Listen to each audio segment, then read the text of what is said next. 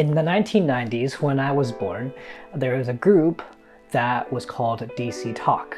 If you remember them, let me know in the comments or something, but essentially DC Talk was an amalgamation of its influences at the time, one being Nirvana, another being Public Enemy. Now DC Talk wrote a song called Jesus Freak. I don't know if you remember that, but Jesus Freak was a really interesting song, not only because it sounds really similar to Nirvana's Smell Like Teen Spirit in the beginning. That's a different story. Back then, kids were being called Jesus freaks because they were all about Jesus, and this was an attempt to shut them down and have them stop talking and to reject them from social gatherings as a society. But DC Talk normalized the name and even owned it. They said, yeah, we're Jesus freaks, so what? It's funny because this is not the first time this has happened, although DC Talk might be a bit cornier. This is how we actually came with the name Christian. In the early church, which is the time right after Jesus went back to heaven, the early church were called Christians or Christians, and it wasn't a compliment. It was more of an insult.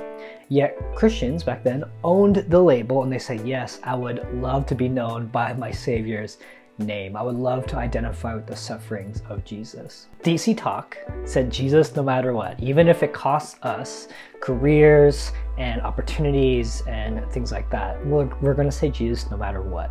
The early church said that very same thing, although is a much more intense way. Now there's many things to fear in our world today, but actually the fear of standing out or being different is not actually a phobia or a clinical thing. However, the fear of social rejection does have a name. It's called ego shock. Now, ego shock is so intense that your body equates the idea of being socially rejected to actually being hurt, physically hurt, like getting yourself cut on a can of tuna or something. Your brain equates both things as just as harmful.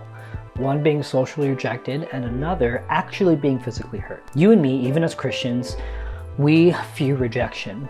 We are afraid to be different because we risk the rejection of being singled out by too many and seen by no one.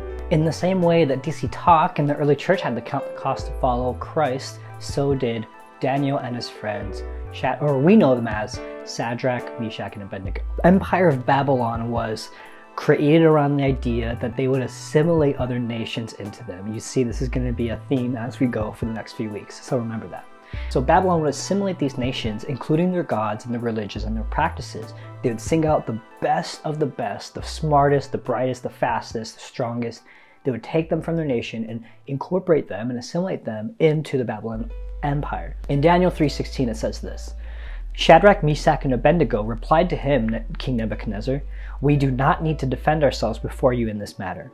If we are thrown into the blazing furnace, the God we serve is able to deliver us from it, and he will deliver us from your majesty's hand. But even if he does not, we want you to know, your majesty, that we will not serve your gods or worship the image of gold you have set up. So Daniel and his friends were in the Babylonian kingdom because the kingdom of Israel had been taken over, and they were beginning to be assimilated into the way and life of Babylon. Even though Babylon prided itself on being, diverse and we allow all sorts of religions, they had one rule when it came to following a god. You had to worship Babylon at the end of the day. Your number one allegiance was to Babylon and no one else. Sure, you can have your customs, you can have your gods, and you can pray to them even, but make sure that Babylon's number one. For Daniel and his friends, this is just not an option. It comes to the point where they're asked to bow down before a golden image of the king at the time, Nebuchadnezzar, and they refuse to do it. Nebuchadnezzar even threatens them with burning them alive. Even if he doesn't, I will not serve your gods. See, they're facing a lot more than social rejection, but we can catch what they're doing and apply it to our lives. There's something here that we can learn from.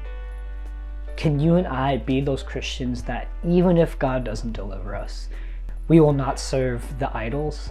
Or even if God doesn't deliver us, we will still serve him faithfully, even when it costs us everything we know and love. It sounds dramatic, and it might be, but Jesus also asked us to count the cost before we say yes to Jesus. So will you count the cost with me? The next couple weeks, we're going to dive into social rejection, and psychology and science, how it works in your brain. But I want to leave you with a question, and then I'll come back next week and we can maybe answer it. How often do you see yourself through the eyes of others? And how much of that identity do you carry? And I'll see you really, really soon. Aloha.